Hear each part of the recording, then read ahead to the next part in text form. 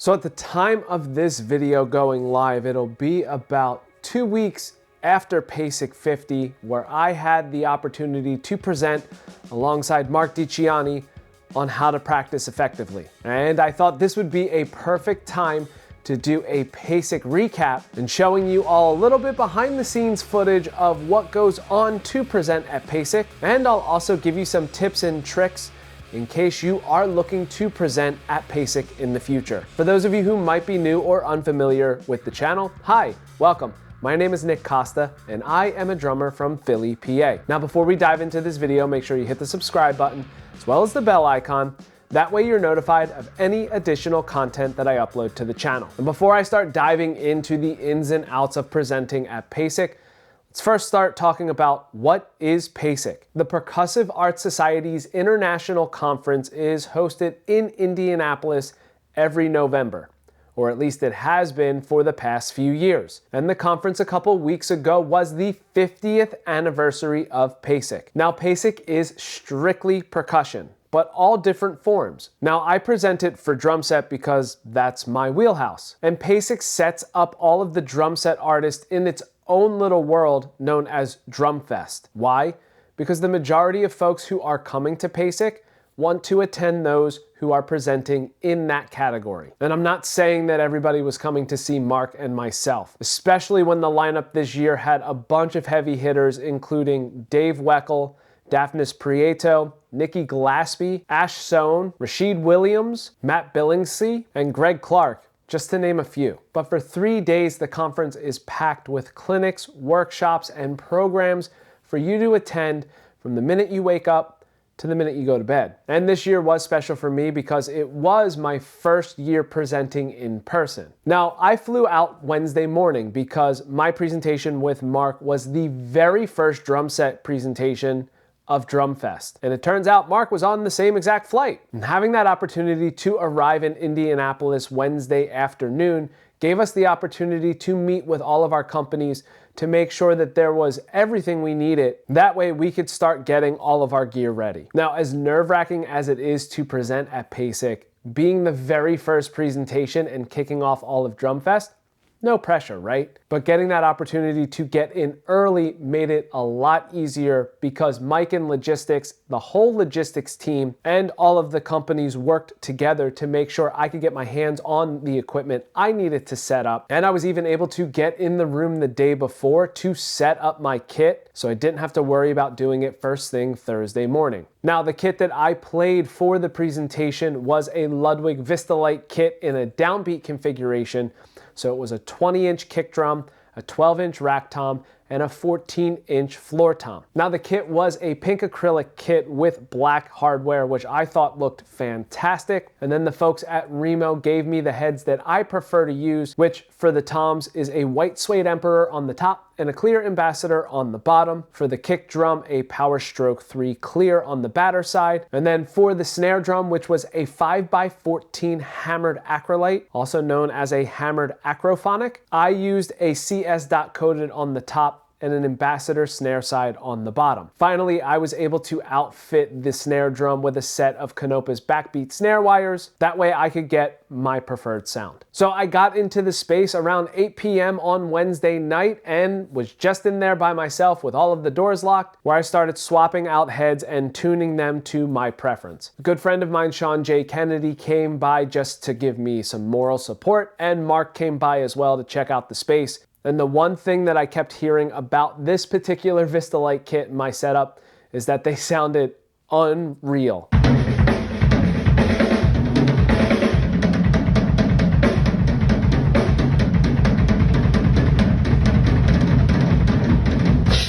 Now, besides the drums, Ludwig made sure that I had a set of the new gig hardware, which is double braced hardware that is a whole lot lighter than some of the other stuff out there. That way you have nice durable hardware without having really heavy stuff that'll break your back as you move it. And of course, the Speed Flyer double kick pedal. Now for cymbals, of course, I was using Zildjian. I was using a set of 14-inch fat hats, a 19-inch K-Sweet crash cymbal, a 23-inch K-Sweet ride, a 20-inch K Dark Thin crash, and then an 18-inch K effect cymbal. So I got the kit set up and placed on stage, so I was ready to go for the next morning and probably wrapped up around 10 p.m. or so. Now, usually with PASIC, you get 1 hour prior to your presentation to get into the space and set up your gear. But once again, since we were the first ones in this room, we were able to get in at 8 a.m. on Thursday morning. Marc's kit arrived with the folks from Yamaha at that point, so he was able to take his time getting his kit set up and dialed into the way that he wanted it to sound.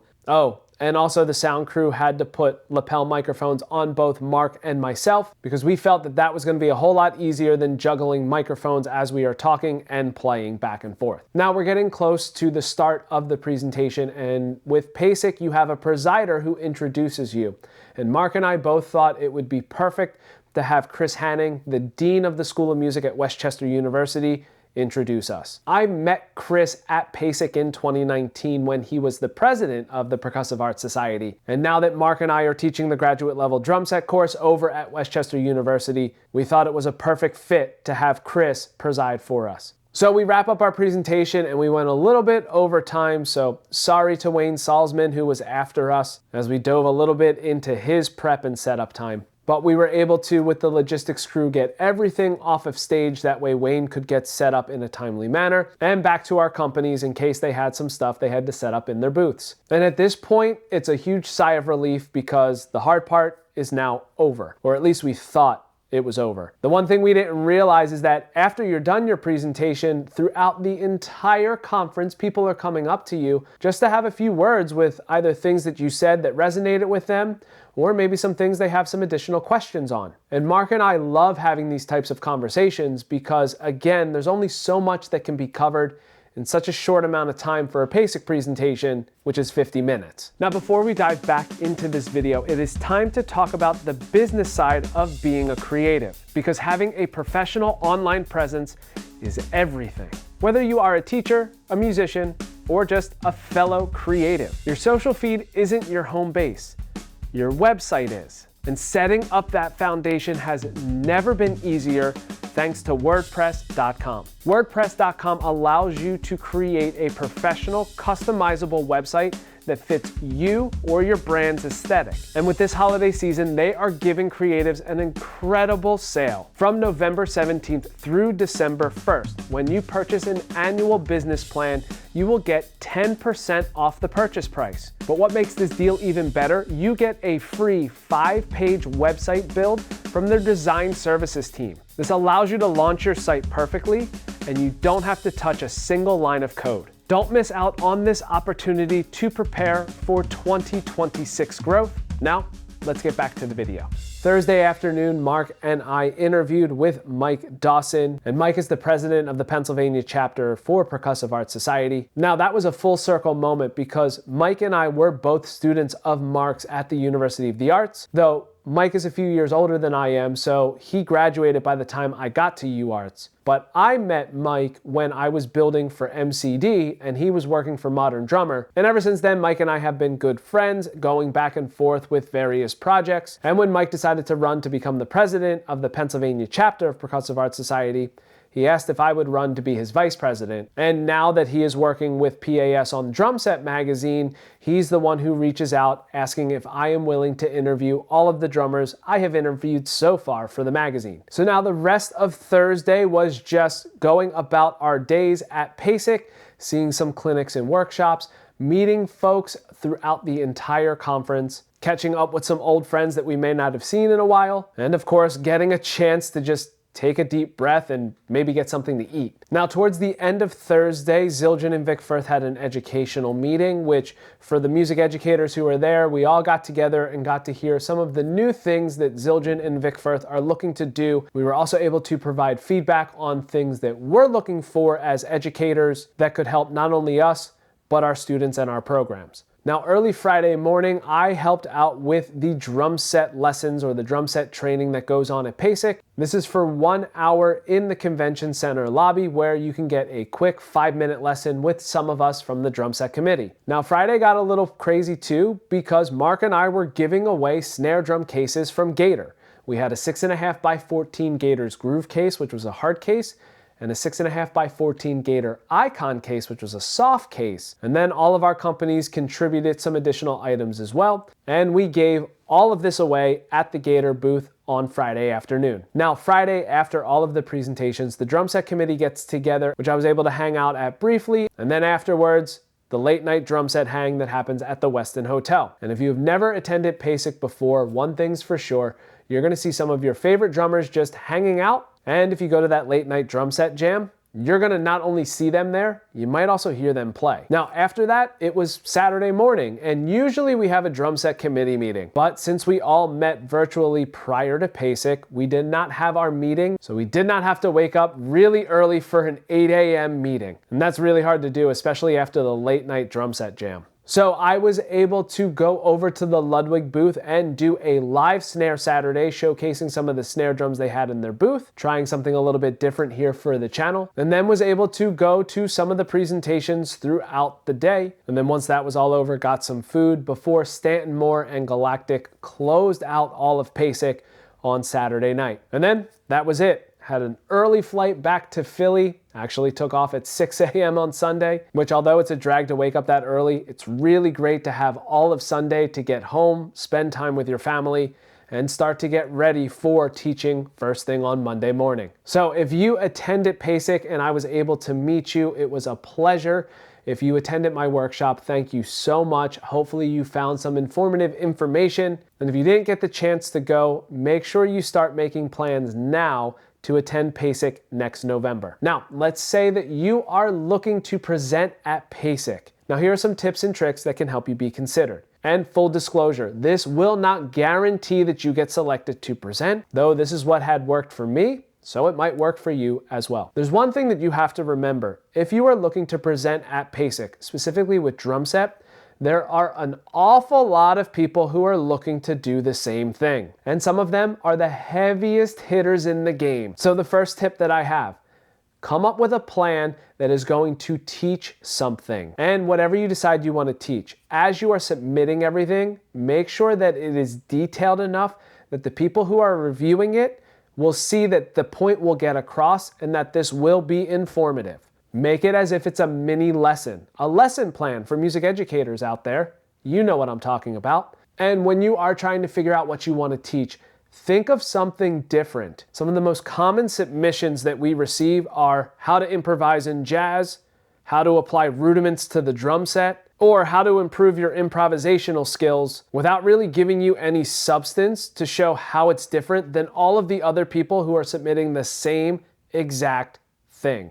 Now, during your submission to present at PASIC, there is an option to submit a video. And if you are going to submit a video, make it so it is you are talking to the Drumset Committee. It shouldn't be a video of you playing the drums at whatever gig that you played 10, 15 years ago. If you want to show some clips of you playing so people can see that you can play, that is fine, but make sure it's up to date and is a present video. This is also a great opportunity to talk to the Drumset Committee because they are going to be reviewing these videos. So if there are a few things that you want to get across point-wise with your presentation, this would be the time to talk to them so they're not reading everything instead. Now, the final thing that I would recommend that you should consider doing if you are going to submit to present at PASIC, if you don't get accepted, don't give up.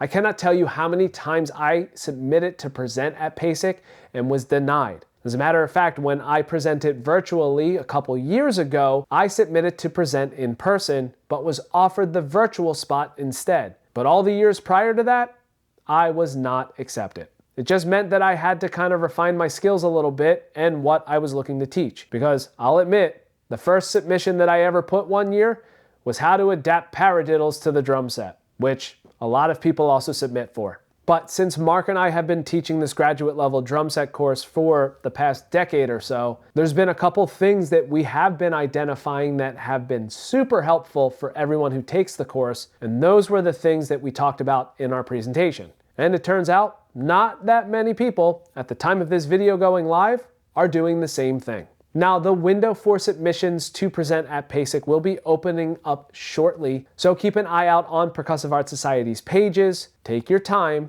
make sure it's nice and detailed, and then submit something that would be easily digestible but gets the point across to show that you are going to teach something. So I hope that this video was fun and informative on what I encountered presenting at PASIC 50 this year. And if you have any other additional questions, feel free to leave it all in the comment section below, and I'll try my best to answer it.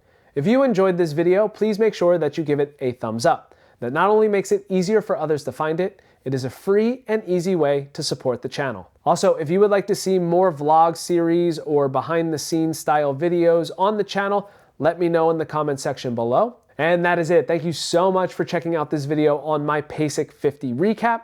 And until next time, see you later.